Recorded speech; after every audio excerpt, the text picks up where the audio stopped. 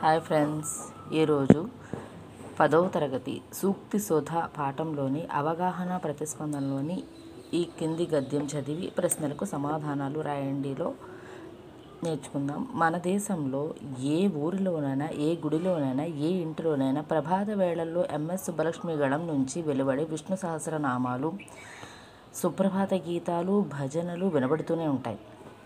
మన దేశీయులనే కాదు, విదేశీయుల్ని సైతం పరవశింపచేసిన మధురమైన కంఠమామిది. కర్ణాటక శాస్త్రీయ సంగీత సాగరాన్ని మదించి అమృతోపమానమైన రాగజరులను అశేష జనావళికి అందించిన అమరమూర్తి ఆమె.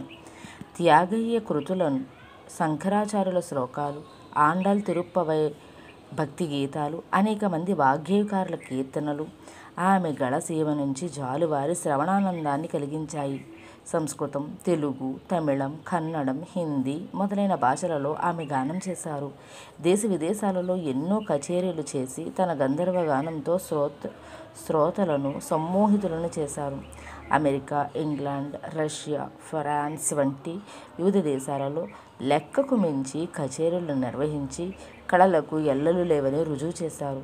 1937 నుంచి 4 ఏళ్లలో సేవా సదన్, శకుంతల, సావిత్రి, మీరా వంటి చలనచిత్రాల్లో నటించి ప్రేక్షకుల మెప్పు పొందారు. ఆ తర్వాత తన పూర్తి కాలాన్ని జీవిత పర్యంతం సంగీత రంగానికే అంకితం చేశారు. సంగీత కళానిధి, సప్తగిరి, సంగీత విద్వమణి వంటి బిరుదులు, పద్మవిభూషణ్, భారతరత్న, రామన్ మెగాసెస్ వంటి పురస్కారాలు ఆమెకు లభించాయి.